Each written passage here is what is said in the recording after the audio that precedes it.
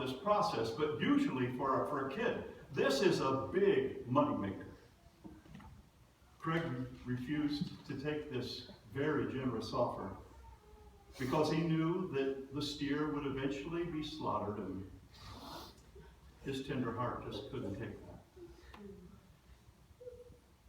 Craig filled the role of brother to Brooke and Brandy. They remembered a very fun-loving, mischievous young man who was always willing to try something like driving the dirt bike into the swimming pool, egging cars that would drive by the house. The kind of things boys do, but girls usually don't. Well, as I read so many of the notes that the family put together for me, it just read to me like a modern-day Huckleberry Finn or Tom Sawyer novel. It was just full of adventures. And so now, in retrospect, I'm so thankful that Craig was the way that he was. I'm so thankful that he packed so much life and fun into that 27 years. Now, Craig was into many hobbies that he loved. Things like camping and hiking, walking on his hands, doing backflips.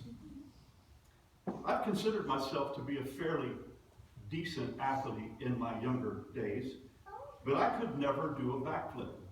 And the reason? I'm just too chicken. I just wouldn't take the chance, the dare, but not Craig. He lived a dare-filled life. You challenge him, he would do it. Craig also had quite an artistic side to him. He made bracelets, keychains, necklaces, walking sticks, and when it comes to drawing, he could draw anything. He was so talented. He could play almost any instrument. He was the consummate entertainer. And you know what? As I put all these things together, as I took this piece from this paper and this piece from that person, it just hit me that all the things that Craig did was almost always for others.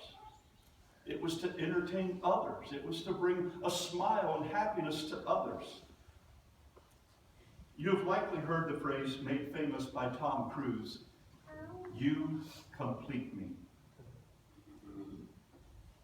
Well, you should know that many of you in this room served a purpose in completing Craig Bartley's life.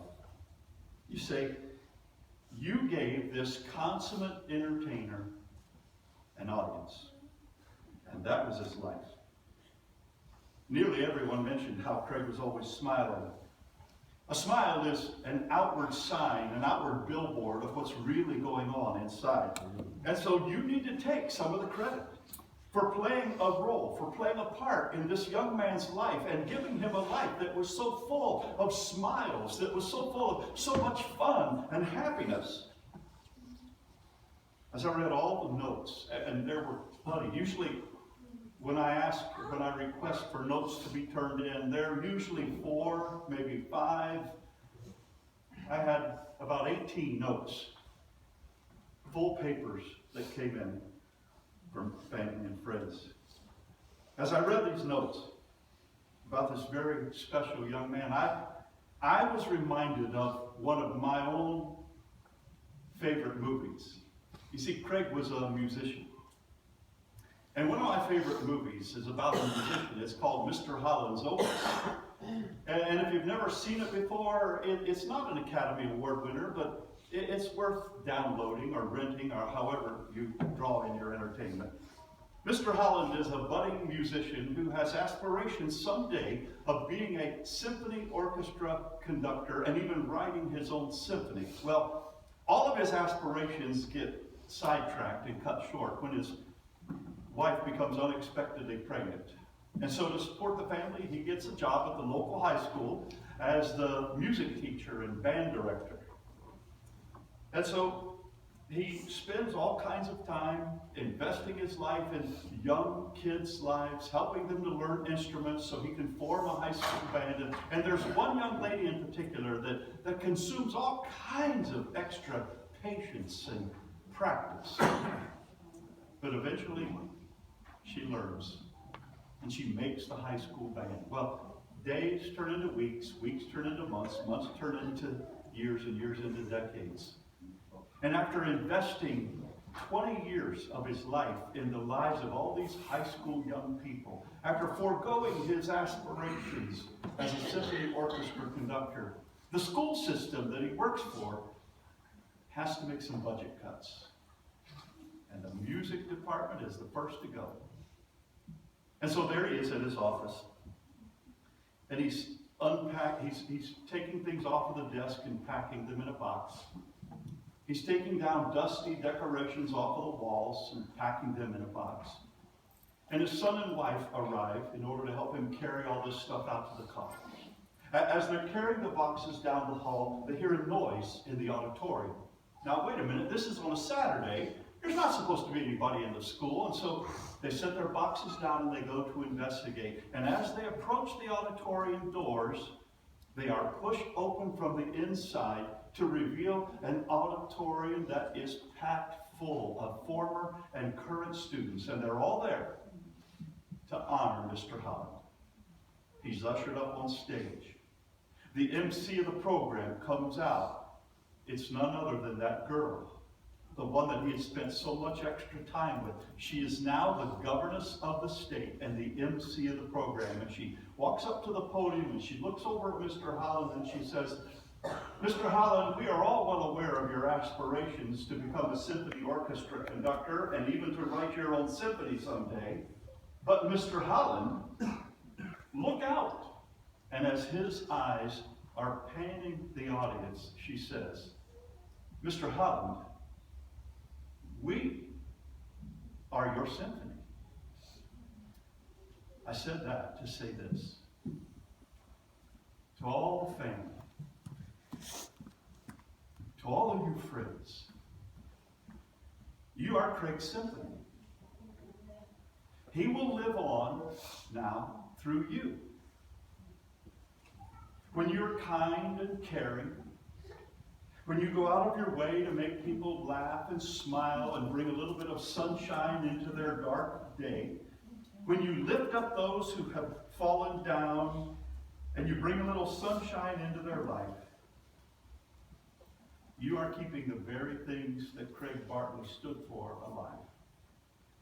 Somebody said, you know, you never really completely die if a part of you lives on in the lives of those around you. You will keep a part of Craig Bartley alive.